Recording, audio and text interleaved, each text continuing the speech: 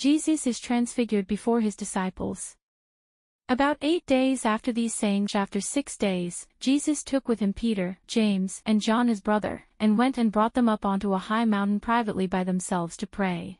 As he was praying before them, he was changed into another form in front of them. The appearance of his face was altered, and his face shone like the sun. His clothing became glistening, exceedingly white and dazzling, like snow, such as no launder on earth can whiten them, and his garments became as white as the light. Behold, 2 men were talking with Jesus, who were Moses and Elijah, who appeared in glory to them, and they spoke of his departure, which he was about to accomplish at Jerusalem.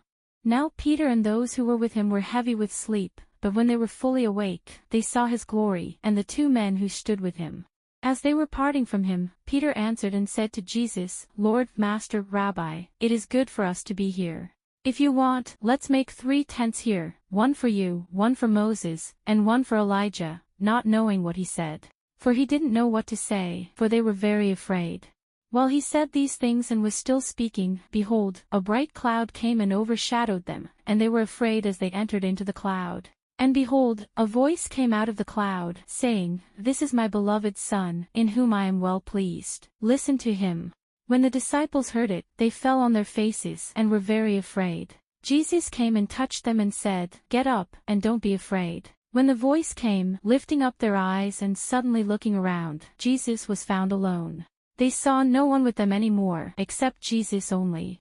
As they were coming down from the mountain, Jesus commanded them that they should tell no one what things they had seen until after the Son of Man had risen from the dead, saying, Don't tell anyone what you saw until the Son of Man has risen from the dead.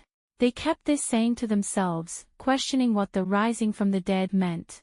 His disciples asked him, saying, Then why do the scribes say that Elijah must come first? Jesus answered and said to them, Elijah indeed comes first, and will restore all things. How is it written about the Son of Man, that he should suffer many things and be despised? But I tell you that Elijah has come already, and they didn't recognize him, but they have also done to him whatever they wanted to, even as it is written about him.